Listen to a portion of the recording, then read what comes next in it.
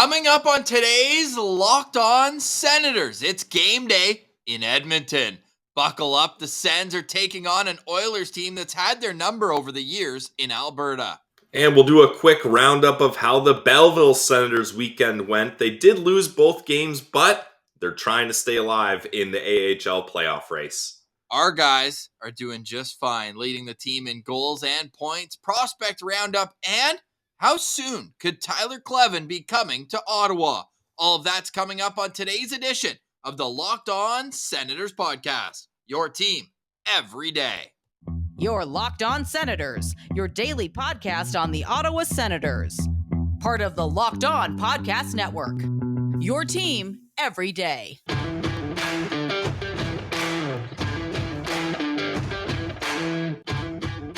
I'm Jake Sanderson, and you're listening to Locked On Senators podcast. I'm Tim Stützle, and you're listening to the Locked On Senators podcast. And welcome to episode 755 of the Locked On Senators podcast. I'm Ross Levitan on the outskirts of enemy territory in Winnipeg, Manitoba. Alongside Brandon Piller up in the Blue Mountains, please like and subscribe to the channel on YouTube and wherever you get your podcasts. Today is Tuesday, March 14th, and Pillsy, the next 2 weeks are going to make or break the Sens season, and they're playing playoff team after Stanley Cup contender. Ross, I'm not sure you could put together a tougher stretch of opponents here than what the Ottawa Senators have. I mean, if people thought that it was tough sledding before, it's about to get a whole lot more difficult. But Ross, as we've mentioned, the Sens seem to play up to competition and play down to competition. So we're hoping that this stretch of tough opponents will help them pull up their bootstraps and put a little more effort in than we've seen on this Western Canadian road trip so far. And you have to end off on the right note. You started terribly in Chicago. You've lost 3 games that you wish you'd have done better in. The third periods didn't even matter on Saturday or Sunday. Hey, can that be today's key to victory? Make the third period matter? Yeah, that's a start. We'll start there, Ross. Oh my goodness. You know, a verbal meme, or people might remember when the LA Kings honored Wayne Gretzky, they had all their players wear 99 Gretzky jerseys. I feel like the Senators are seeing that on the other side right now. They're just coming in waves, but without being too hyperbolic here, I think that the key is just focus on your own game. You know that Connor McDavid's going to get his chances. You know Draisaitl is going to contribute. You don't want to put them on the power play, but that's something that the Sens can control themselves to play discipline and just worry about themselves, man. We'll get into the power play and how urgency needs to be turned up. We still do not have an update on Thomas Chabot or Mathieu Joseph. Both guys left the game on Sunday night in Calgary, did not return. The Senators skate at 1:30 p.m. Eastern today. It's a 9 o'clock puck drop, guys. It's the final puck drop later than 7:30 this season. Thank God, Ross. It's nice when they're all in a stretch at least. So you're like, okay, this is going to be my schedule. I'm going to have to stay up later here. But it is a grind staying up for these games when the Sens are absolutely getting embarrassed, like you mentioned, not even in the game in the third period. And then you got to stay up for these ones. So shout out to all the passionate, diehard Sens fans that have been doing that and venting with us in the postcast. We appreciate you. Postcast will be live tonight. Martian will join us as well. But Pillsy, I'm going to spin zone this because I already tweeted out at Sens Central, the Ottawa Senators have lost 10 of its last 13 games in Edmonton.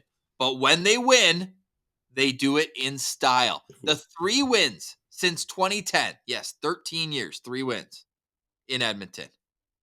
We have last year's Dylan Gambrellment game, where Josh Norris put on Gambrell's helmet because his wasn't working and it was a power play. You got to have Josh Norris out there. So he puts on Gambrell's helmet. He scores the goal. They erase a 2-goal third period deficit to beat the Oilers in regulation. The game that they won before that, Pillsy, you'll remember, was when Craig Anderson came back from being with his wife, Nicole, who was battling cancer. He gets an emotional shutout. Remember, Cam Talbot was with the Oilers at the time, came out, gave him a little round of applause in the tunnel when they did the 3 stars. Andy was clearly emotional. That was obviously a great moment. And then the game before that, Hockey Day in Canada on Valentine's Day 2015, a 7-2 beatdown of the Edmonton Ooh. Oilers. So, Pillsy, if the Sens are going to win, they're going to do it in style tonight. And that would be the perfect way to close the book on this road trip, would to be have an emphatic win over the Edmonton Oilers. But I think they got the work cut out for them, Ross, as this is an Oilers team that is absolutely stacked, and they play pretty well at home too. So I love your spin zone, and it's in the smaller percentage of likelihood, but maybe, just maybe, the Sens will do that. Maybe, just maybe. Hey, that's better than they had all weekend long. So I'm going to take that positivity and tease the rest of a game day preview coming up later in the show. We're also going to get into some prospect talk. Belleville Senators looking to battle for their lives. Yeah. You mentioned both losses this weekend. At least they got that pesky overtime point that puts them in the race, because in the AHL, there's so much divisional play right now that it's all each game, man. There's 3-point games, and you can battle up in your division a little bit easier, though, because you are controlling your own destiny a little bit more. We'll get into how Belleville's playing teams right around them in the standings over the next stretch of games. But Bruce Garriock did report that Rocco Tullio, the owner of the Oshawa Generals in the OHL, has submitted an individual bid to buy the Ottawa Senators. There were reports that he was going to make a partnership, but it never came to be with Michael Andlauer. We've heard that name a lot throughout this entire speculation around who's going to buy the Ottawa Senators. By the way, Bill Daly did say yesterday it's going to take about 2 weeks for them to go through all of these and get to the next stage, but everybody's being tight-lipped. Right now, all we know, Rocco Tullio is going by himself. Pillsy, what could go wrong? A single-person owner who owns an OHL team wants to buy the Senators. Yeah, I don't know. I don't know how much success Rocco's going to have here, but you gotta tip your cap to him. That's a bold move. Like, lots of these guys are partnering up. The word consortianism, consortium. I think it's a consortium. Consortium. Consortium. I'm still not sure what that word is or how to say it, but Ryan Reynolds brought that into our vocabulary, and that seems to be a crucial part. When you're trying to buy a $900 million team, you might want some friends along with you. Consortium. There you go. Consortium. Okay. Word of the day. Consortium. Yeah, big time word of the day. So to go it alone, I don't know how much success he's going to have here, but who knows? Well, we know that in 2021, it sounded like there were reports that are the Senators going to sell, and this was obviously before Eugene Melnick's untimely passing, and that is, sources say from Bruce Garriock that Tullio offered Eugene Melnick $650 million in late 2021 to buy the team. That's interesting, I thought. Now, Tullio has owned the Oshawa Generals since 2007. Pillsy, you know who was their head coach when they won the Memorial Cup? Yes, DJ Smith. So I wonder if there's any sort of relationship. Well, anyways, we're getting way too far ahead of ourselves. But it is of note that Rocco Tullio is one of the 9, according to Sportico, potential owners of the Ottawa Senators. I feel like people are probably sick of hearing about the sale. They just want to, serve me the cake, don't tell me the recipe type thing right now. And but we have to follow it as we go along the way. But man, bids up to $900 million. I just hope that these owners care about hockey as much as the real estate, at least like 50-50. Because I don't want this to become just a real estate where the team just goes to the wayside and they put all their investment into the real estate part of the deal. Or at least, Ross, I don't mind if they have real estate as their main goal, because I've said it a bunch of times. I think that's something fans really overlook, is how much that's a part of this acquisition. But as long as they put the investments and the right people in place to keep the hockey team successful. Like, if they want to focus on that, that's fine. It's a big part of it. But you got to do right by the fans and have the right people running this hockey operation from top down. Like, that's where it all comes down to, Ross. We've seen this team have success when the right people are put in place. I'm talking about Brian Murray. rest in peace. He was an absolute legend of the Ottawa Senators and so well respected, not just in Ottawa, but around the entire NHL circle. For Hurry what for he's the Hall of Fame. That's now that we got Alfie in, now we got to change our focus next year. But I think there should be a lot of momentum behind that because honestly, his fingerprints are all over a lot of franchises still to this day, which is crazy. So The irony is that it's used against him that he never won a Stanley Cup, but he built the Anaheim Ducks team that beat Ottawa. He drafted Perry and Getzlaf. Like that's honestly that's the thing. So he was a great hockey mind. But what I'm getting at is he was someone that was able to understand how to manage this team. He had that famous quote, sometimes the biggest part about being a manager is managing up. And he had to deal with Eugene Melnyk and find ways to make things work. So what I'm getting at is they need to find the right people to have this team be successful because the roster is pretty much set here, Ross, right? Like you have your core now. Now you just need to put the right pieces in and have it managed properly. Coming up next, we'll get into the next wave who could join this core, specifically a large defenseman who's rounding out both sides of his game. And then we're going to get into a full game day preview against the Edmonton Oilers. How do you stop Connor McDavid? That's such a rhetorical question, but we will give a key to victory and some Locked On players. That's all coming up. You're listening to Locked On Senators. Today's episode is brought to you by our friends over at FanDuel. They are the official sportsbook of the Locked On Podcast Network, and they're the number one sportsbook in America. Not too bad. And if you're new to FanDuel, that's even better because new customers in the States can get started with $150 in free bets guaranteed when you place your first $5 bet. All you got to do is sign up at FanDuel.com/lockedon. And there's so much to love about FanDuel, guys. They are my favorite sportsbook. They have all your favorite bets: money line, point spread, puck line, player props, same game parlays where you can combine your bets for a bigger chance at a bigger payout. That's what you love to see. And the key is it's all on an app that's simple, safe, secure, easy to use. Check out the app for all the different bets you can have. FanDuel keeps it interesting, and they make it even more exciting so that you have a little piece of action in the game so that these 9 p.m. starts, Ross, they don't seem so bad because you're waiting on Brady Tkachuk to get one more shot in the third period. That's why FanDuel is my place to bet, and you can get your bets done on FanDuel app as well. So go to the FanDuel app, check out FanDuel.com/lockedon. Make every moment more with FanDuel, the official sportsbook partner of the NFL. Today's episode is also brought to you by the GLEBE Central Pub. You know how much we love our friends at the GLEBE Central Pub. You know how much we love our local sponsors here on Locked On Senators. They are the engine that keeps this train moving along. They are at 779 Bank Street, right in the heart of the Glebe. Now, we know that they're always the place to go, whether you're watching a sporting event. I know they're a big soccer bar too. So a little early morning pints, a little Caesar, nothing wrong with that on the weekend. Go support. I think they're an Arsenal booster club. But we know, I feel like everyone on Sens Twitter is a Liverpool fan. But you know what? Go enjoy some Premier League action there. You can enjoy the Senators there. And get this, coming up this Friday, St. Paddy's Day at the Glebe Central Pub. Live music is starting at 1:30 p.m. and going all day till midnight. Now, I went on the Glebe Central Pub's Instagram page, and one of their artists is named Logan Brown. I didn't know that Logan had already quit his NHL career to become an artist. Martian had that first with the guitar Photoshop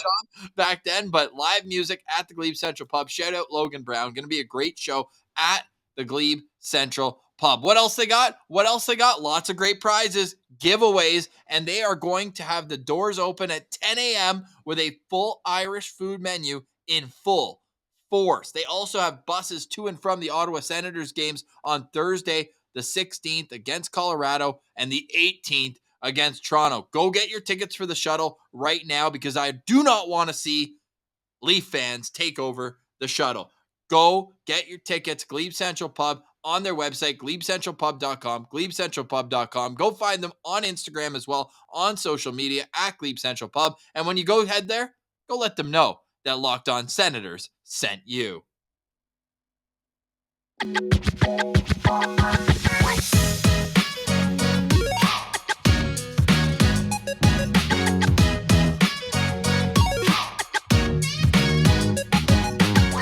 right, Pillsy. Want to give a shout out as well. Shout out to Matthew Hall. 2 tickets to the game against the Colorado Avalanche, courtesy of our friends at Shawarma Palace. Yep. Shout out Matthew for listening to the show as well. I always leave it for a day or two before I reach out because I want to see if they're listening to the pod.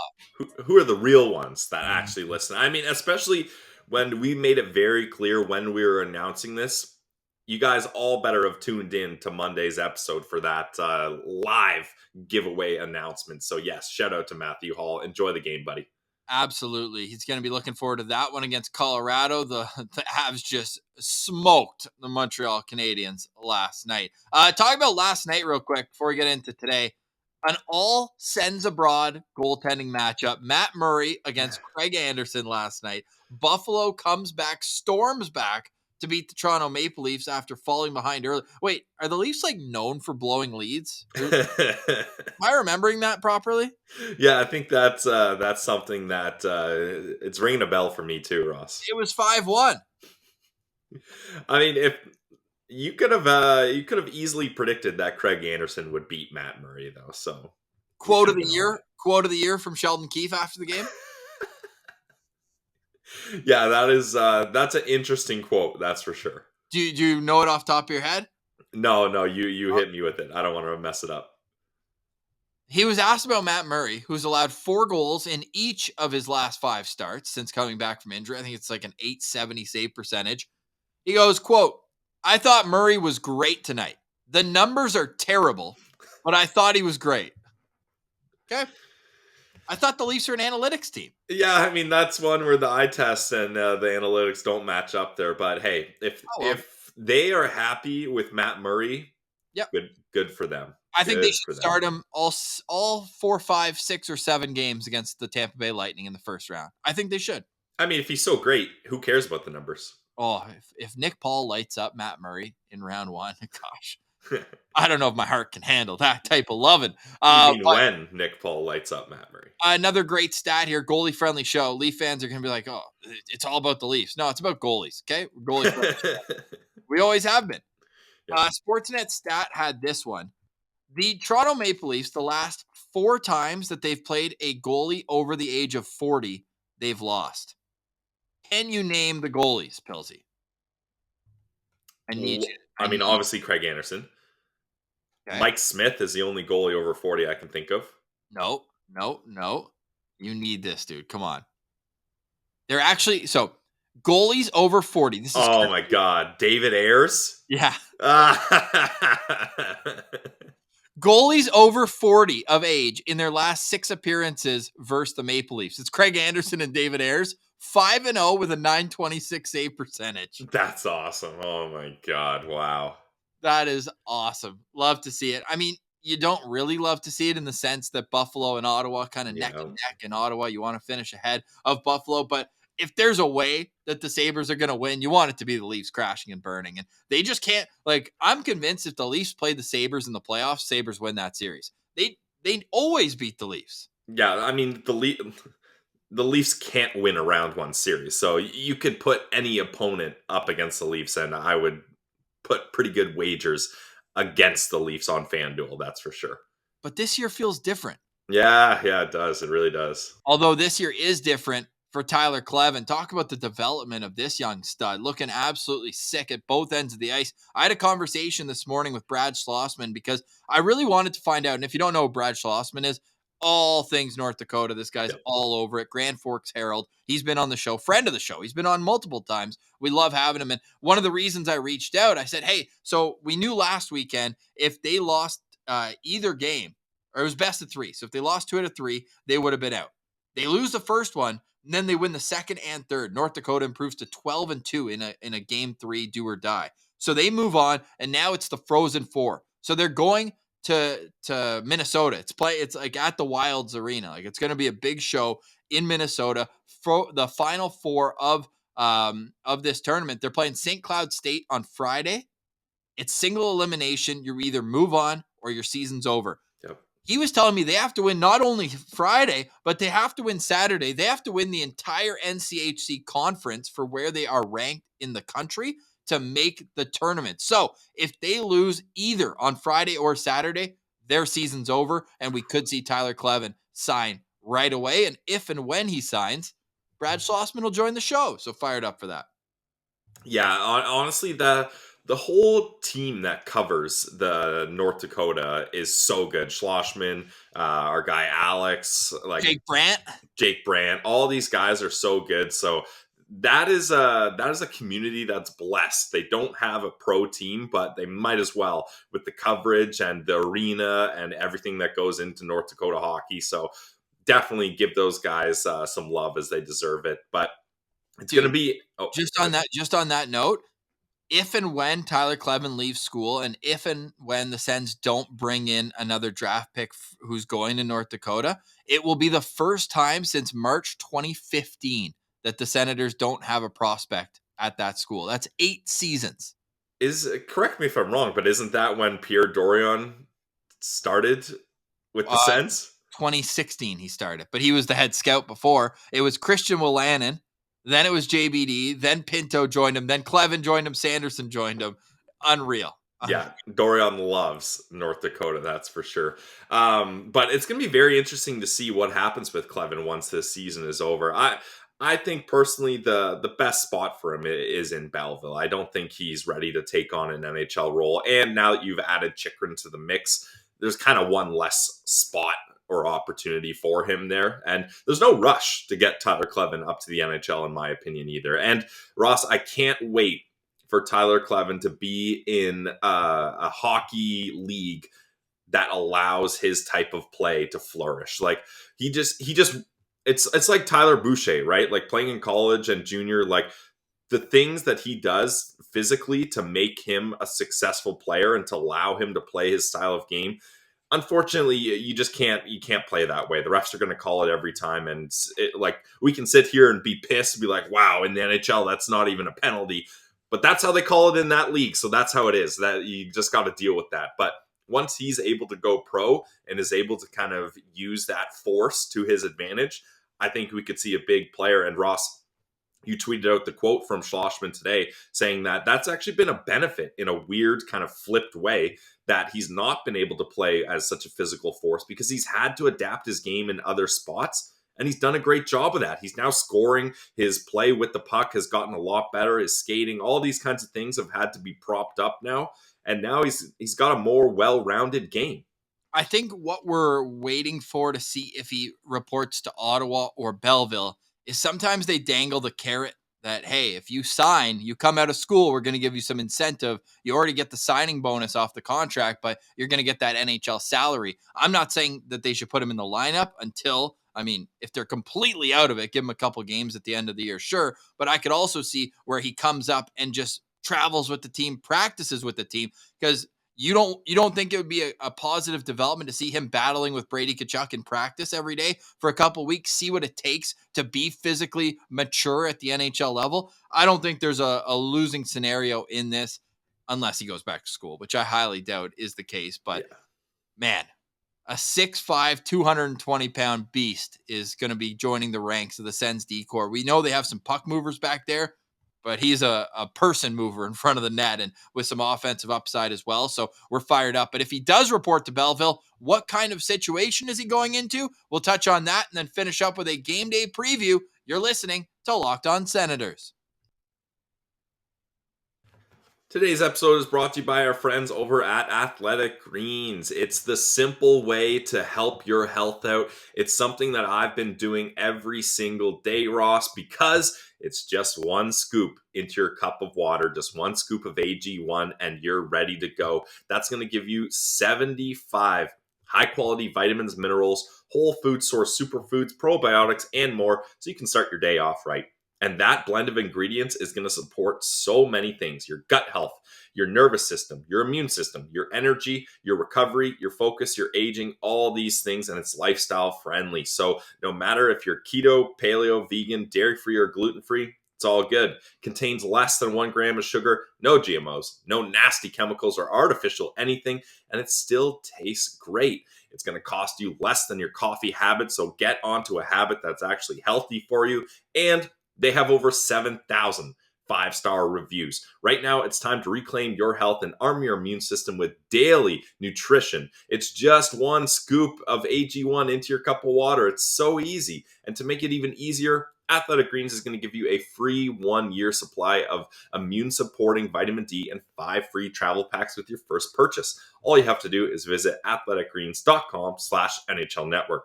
Once more, guys, check out athleticgreens.com/NHL Network to take ownership over your health and pick up the ultimate daily nutritional insurance from Athletic Greens.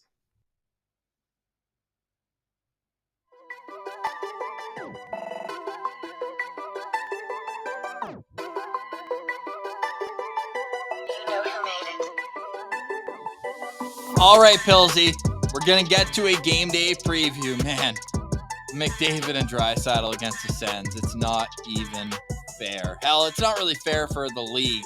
Connor McDavid sitting on 127 points. Wow. The Sens have a pair of players. They have a lot of players who are producing offensively, right? Like, that's fair to say. The Definitely Senators, fair to say. 71 points and 66 points are their 2 team leaders. You put those together and you're barely ahead of Connor McDavid. And Ross, even to take this conversation further, like, we know Connor McDavid's the best player in the world. We know Leon Draisaitl is right behind him in point producing. But I was just looking at this morning. If you would have told me that Zach Hyman and Ryan Nugent-Hopkins both had more points than anyone on the Sens, I wouldn't have believed you. But my God, Hyman and Nugent-Hopkins are having incredible seasons as well. I would have been very confident saying Tim Stützle and Brady Tkachuk have more points than those guys. Nope. So 4 guys on the Edmonton Oilers have more points than anyone on the Sens. And as you alluded to, Connor McDavid has more than the top 2 guys combined. So, sheesh. Sheesh is right. We'll touch on that game afterwards. I want to hit on Belleville first. Yeah. Now, Belleville's currently 6th place in the North Division in the AHL. And if you're watching on YouTube, I'm going to pull up the standings here because you got to see it to believe it, just how tight things are. Even though the success hasn't been there necessarily consistently for the Belleville Sens this season, they're still only 2 points out of a playoff spot. Like 2 points. They're right there. They're playing in meaningful games. Now, yes, games in hand, 3 of them are in favor of Rochester. But again, with these interdivisional play, you just hope that the Marlies, the Comets, and Syracuse can kind of take as many of the points away from the teams that you're battling with, which are Rochester, Laval, and I guess Cleveland as well. I guess they do have the games in hand. So technically the Sens still last in points percentage so far, but they've been getting great production out of Angus Crookshank. I think we got to give him some flowers right now. 22 goals on the season, leads this Belleville Sens team. And if they're going to have any success, he needs to keep it going. Igor, who's leading the team in scoring at 50 points, he needs to keep it rolling. And they got to find a little bit more depth. I know they've been hampered with injuries. They made a few kind of minor league trades. I thought Jace Howerluck was going to produce a lot more than he did in Belleville. He had some injury trouble throughout the season, so he goes out. But, man, where do you see them taking the next step? Like, what do you need to see? It's kind of tough because we're saying this in terms of them playing meaningful games, but with Mando and Mads up in Ottawa, like the trickle-down effect is real with what's going on in Belleville. Yeah, I think that's where this team's been hindered the most is the goaltending just hasn't been consistent, mainly because of injuries. Like, it's no one's fault, really. But I think where it's tough for the Senators is their core guys. You mentioned it, Angus, Igor, Lassie. Like, those guys are still being fairly consistent, but then when you have different guys in a lineup every night, it's just tough to have a cohesive unit, I think. And they did play well on the weekend. Both those games, the losing 4-3 in overtime. So they're right there. They just don't have enough to push them over the edge. So maybe a Tyler Kleven addition could help that. That's for sure. But I think then you take into the fact that Troy Mann was let go earlier this season. That's a major shakeup. A guy that was coaching this team and a lot of these guys for their whole pro career. So I think the fact that Belleville is still in a position to make a push for the playoffs is pretty damn impressive when you take a look at the adversity they've had to face. They certainly have, and we're hoping that they can battle through. But ultimately, I think just kind of giving their best effort is almost good enough. And it sucks to say that, but they're literally rolling with 2 PTO guys in goal. Like these are guys who were playing either in the ECHL or like their goalie over the weekend was literally wearing like a Queen's University helmet. Yeah. Like that's just kind of where they're at right now. And it sucks to say, but yeah, like Luke Richardson is the guy there. His photo on AHL.com is him at Queen's University. Yeah. He's played 3 games for them. It's crazy. Oh my goodness. They've used 8 goalies this year. Yeah. 8 goalies. They're like 2 away from having you and me in net. I know Justin Peters is probably going to give us a call pretty soon here, Ross. Yeah, I mean, Peters would probably be the choice before us. No offense to you and me. None taken. Dude, did you see Ottawa native, 50-year-old Freddie Brathwaite, legend? Yep. Played a backup role for That's awesome. overnight. He's their goalie coach, and they needed a tendy, and here he is. Yeah, hey, that's one thing about attendees. I think in the back of their mind, they're always like, I got my equipment. I could be ready. Yeah, I still got it. The Sens still got it. I mean, they already lost Edmonton this year, but last year in Edmonton, got that big win. Give me a key to victory tonight as we preview the Ottawa Senators game against the Edmonton Oilers. 9:00 start at Rogers Place in Can I call it Northern Alberta? Southern? You certainly can call it Northern. It's the most... Alberta goes a lot further north, but there's just not a whole lot of... It's the most northern team in the entire league. There you go. So... Nice. That's a little geography lesson for all the kids out there. Ross, I'm not going to go key to victory here because unfortunately, this is a game I don't think the Ottawa Senators can win. I know it's this version of Pillsy, guys. I'm sorry. But I'm going to go with keys to improvement. I've had to do this spin zone, 4 or 5 times this year where I just don't think this team can get a win here. So keys to improvement, Ross. Yes. The Edmonton Oilers do have the greatest power play in the league by a mile. But their penalty killing is not very good, Ross. They're at 26th in the league in PK, sitting at 74.9%. If you're looking for a game for DJ Smith to say, all we need is 1 on the power play and we'll get back to it, I mean, this is the game. They're one of those teams where they're able to stack up offensively, but that kind of hinders them defensively when the bottom 6 guys have to get it done on the PK. So I'm looking at this game as a opportunity for the Sens to build momentum on the power play. Now, is that going to lead to them winning? Are they going to even score a goal on the power play, Ross? I'm not sure, but I'm confident that this is a game where we can hope for no shorthanded goals against and to have power plays that set you up for success throughout the game. So that's such a low bar, Ross. We're just stepping over this bar. We're not jumping. We're not taking a running head start. It's just like, okay, it's like when you're walking on the sidewalk and you have superstitions. Don't step on any of the cracks. We're just trying not to step on a crack here, and we're just walking over this low bar I've set for the Sens tonight. Well, they're playing a pissed off and angry Edmonton Oilers team that has a bad taste in their mouth after blowing a lead at the end of a 4-game road trip. 7-4 loss they're coming off of to the Toronto Maple Leafs, where they got outshot 38-26. Ooh. Yeah, 4 goals on 26 shots. Guess who is in net for Toronto? That's neither here nor there. Great. But he's great. Numbers are terrible, but he's great. Now, they gave up 2 power play goals in that game, and they've actually given up a power play goal in 5 of the last 6 games. And with the 2 against Toronto, that's 6 power play goals allowed in the last 6 games. The Sens have 0 power play goals in their last 6 games. Oh my God, dude. They have gone, 14 games. They have allowed a power play goal in 10 of their last 14 games. Wow. You need to take advantage when you have power plays against them. That's what I'm saying. You need to. And spin zone, key to victory, jump on them early. Because we've seen this before where teams go out on the road, and even though they have a day or 2 off when they come back, it does feel like there's a bit of a letdown that first home game back after a long road trip. So that's where Edmonton find themselves right now. Could they also be overlooking them? They've got not a divisional, but a potential first-round playoff matchup, I'll say, if Edmonton stays in a wild card position.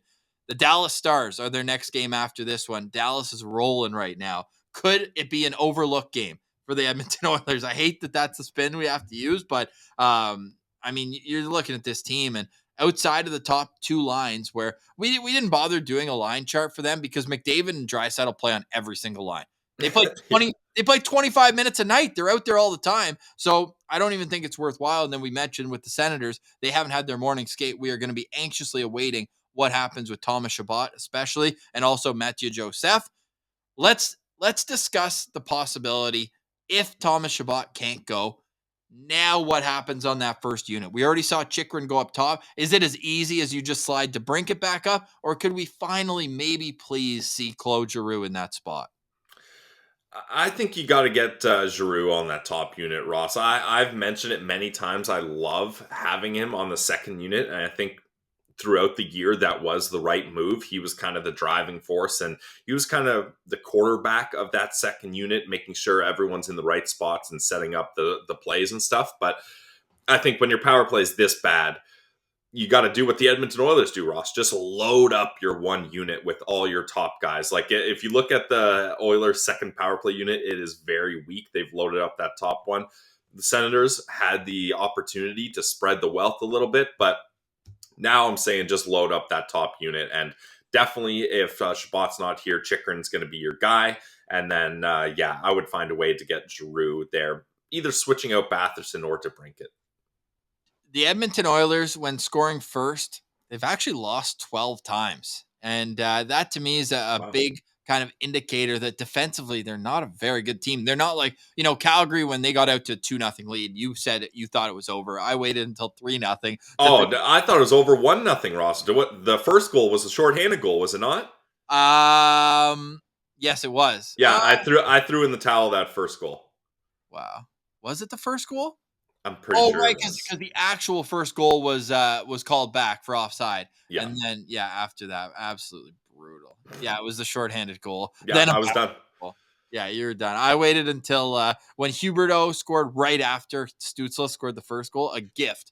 Like, Ottawa didn't even deserve to score there. That was just Calgary being like, hey, you know what? Get back in the game. All good. But you're right. It's frustrating times right now when it comes to Ottawa producing any sort of offense since the Seattle game. But we'll see if they can continue to chug along here tonight. My locked-on player, Tim Stützle, it seems to be that way whenever they play Edmonton. I love the matchup with Leon Draisaitl, brings the best out of him. He's on a 3-game point streak somehow, some way, while the Senators are absolutely futile offensively. He's got 5 points in his last 3 games. So I got Timmy Superstar as my locked-on player tonight. My locked-on player is going to be Brady Tkachuk. We mentioned it. This is the first time in a year. Since when was the last time? March 22nd was when he ended it. It was March 16th to March 22nd, and we're coming up on the year anniversary of that. Yeah, wow. That he's went pointless in 4 games. He even had 0 shots on goal. I believe it was the Seattle game. That's only the second time all year he had no shots on goal. He hasn't really been that physical. Like I've been saying, like, you just haven't seen that mentality where he's like, I'm dragging my team into this battle. I'm leading them. I'm making sure that everyone is accountable. If I'm doing this, all you guys can do this. We haven't seen that sort of spark from him lately. And maybe it's just fatigue as he, a couple shortened seasons. He hasn't been used to the grind of this long season. But I want to see a little bit more from Brady Tkachuk. And I'm not getting down on him too much. I'm just saying it's very weird to see him out of sorts for this long of a stretch here. Yeah, stop worrying about fighting guys like Tyler Myers and Jared Tenorti. Who cares, dude? Go out there and win on the scoreboard. Like, don't fight that Darnay guy, that monster that they have on Edmonton. Like, there's no use in doing that. Go out there, get some goals. I feel like he's done well against Edmonton over the years, despite, 0-9 in the COVID year. Nobody did well, but I'm hoping that Ottawa can get some production out of Brady and like some uncharacteristically bad giveaways, dude. He put that on a team. Oh man, last goal against Calgary, like, yeah, battle back. I loved what Timmy said after the game, though. Like, they took no excuses. It was like, this is on us. So I'm expecting a bounce back tonight. It's just, will it be enough for an Edmonton Oilers team that can come at you in waves with the two of the 5 best players in the league? Like, how high would you rank? Obviously, McDavid's 1, but how high is Draisaitl for you? Like, if he didn't have McDavid, he would probably still be a top 5 player in the league, no? Yeah, I think that's definitely fair to say. Sheldon Keefe would say he's great and the numbers are terrific. So that's a good thing. But I think he's got to be top 6. Yeah, because I'm putting McKinnon in there. McCarr probably sneaks in there too. But Draisaitl or Matthews? Who's higher? That's really tough there. Yeah, those two probably round out the rest of that list there. I'm not sure where you would put one or the other, though. Sid's still right in the mix, man. This guy, right when you count him out. Fair. So what's that, 6? Yeah. Yeah, so top There's 6. A grouping of 6. Let's get them in top 6 there. All right. That was impromptu. So if we missed anyone, feel free to yell at us, but we won't care. But feel free to also comment any thoughts you have going into tonight's game. We are really curious and love all the opinions coming out of Sens Twitter, of Sens YouTube as well, as we know that some of you guys aren't on Twitter. Lucky you. But great time in Sens land where you look at the team and on paper, you can see what's building, but that doesn't take away the frustration about having such a bad road trip. And they're coming back to face Colorado, Toronto, Boston. That's on the second half. Who's the first half of that back-to-back? Because it's not any easier either. Pittsburgh, Boston back-to-back on the road. Wow. And then even that, then they got the Lightning at home on March 23rd, and then they got the Devils on March 25th. So it's going to be an extremely difficult stretch here to finish off March. But you know what? You're going to have to win tough games eventually. Yeah. Why not now? Why not now? So can the Ottawa Senators do it? We'll let you know after the game. Will be emotional one way or another in the postcast, a late night postcast. But if you miss any of the postcast, you can make sure to check it out on your audio feeds in the morning if you're driving to work or wherever. And then Locked On Senators will follow a little later on in the day. We've got a Sens Central Citizen coming up tomorrow. And if you want a Sens Central merch, you want to grab the hoodie, super comfy, these hoodies. Oh, yeah. Shout out Gator that provide these for us. You can go check that out in our link tree. That can be found on our social media bios. You can click there, go right into the shop and support the show. You can also support the show by checking out our great sponsors, Athletic Greens, FanDuel, Bet Responsibly, and all of our local sponsors, Shawarma Palace, Farm to Fork, and more. All of our offers are listed in the description as well. Support us by supporting our sponsors. Pilsy, any final thoughts for today? Should we do lookout players? Yeah, I guess. Yeah, I feel like I've mentioned McDavid's name a million times. Yesterday, I said Cody Ceci was going to score. I was down bad yesterday, though. So you're not going with that still? He's got 1 goal this season, and it's in the 3rd game of the year. So he hasn't scored since October. So he's primed for it. Cody Ceci would do that to us. I know we've mentioned McDavid, Ross, but I'm looking out for McDavid. I mean, this Whoa! is yeah. I know it's the most obvious thing ever, but honestly, he's one of those players where he's on the West Coast. We don't see him a lot. When he comes to, he's not coming to the East Coast this time, but when the Ottawa Senators play him, it's like, what are you laughing at? Edmonton on the West Coast? It's on the west side. You've done this to me before. It's on the west side. Time zone away. Yeah, it's 2 time zones more west than where we are. Well, but yeah, same. Yeah, where the center of the universe is, Ross. We're not talking about Winnipeg, Manitoba when we're talking about time zones. So we'll get our surfing trip ready for Edmonton. Head to the coast, baby. The west side. Sorry, the west side. Where does the West Coast start? After Saskatchewan. No, not the coast. That's me. That's a little slip up. I know it's not the coast. It's jargon. Yeah, that's some jargon for me. You guys know I'm so eloquent with my words. That's the reason I'm on this podcast. But what I was getting at is anytime you see Connor McDavid play, it's like the circus is in town. Like, you gotta watch this guy play. Even when he absolutely destroys the Sens, like that goal he had against the Sens and Thomas Chabot. Like, honestly, I'm not even mad. It's the golf clap. It's our buddy doing the golf clap for the Leafs fans. You're just like, holy crap, that was amazing. Like, you gotta just marvel in how good he is. And Ross, this stat makes me a little worried here. McDavid has not failed, so double negative there, keep that in mind. McDavid has not failed to record at least a single point in any of his games at Rogers Place in 2023, getting on the score sheet in all 13 games. Yeah, in those 13 games, he has 26 points. So if you're looking for a Levy lock, Ross, the odds probably will be in the minuses, but McDavid anytime point. What's the no for that? Like plus 300? I'm going to go McDavid under 0.5 points. You know why? He was at the Junos last night rubbing shoulders with Nickelback. Maybe he's hungover today. Yeah, Connor McDavid really hits me as a guy that parties. That guy is just an animal. I bet you hungover Connor McDavid could go off for 5 or 6 points too. Honestly, yeah, for real. I'm going to go with my locked on player, Look out. Look out. Thank you. Look out.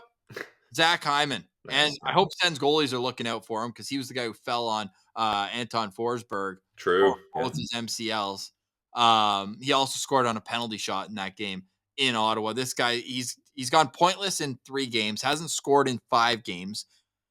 I'm nervous because, I mean, even like we're not plus minus show, but -8 in his last, or sorry, there's a +2 in there. That little minus is pesky, but -4 in his last 5 games as well with 0 points. And you just look at a type of player where he's going to come and just stand in front of the net and be a complete pain in the ass. And I'd be nervous if I'm the Senators that he's the kind of guy who's going to have a big night tonight. And his stats this year are absolutely astounding. You look at what he did in Toronto and you're like, oh yeah, he was playing on the top line. You're going to get your cookies. Dude, he's got 72 points this year in 66 games.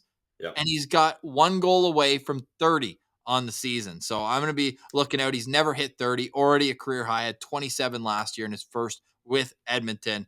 29 goals for him. If I'm a betting man, I'd probably say he gets to 30 tonight. And he's on the top line with Evander Kane and Connor McDavid. So. Yeah, Evander Kane back. He was in that game in Ottawa. He and Brady Tkachuk dropped the mitts. Yep. Yeah, that was an awesome scrap.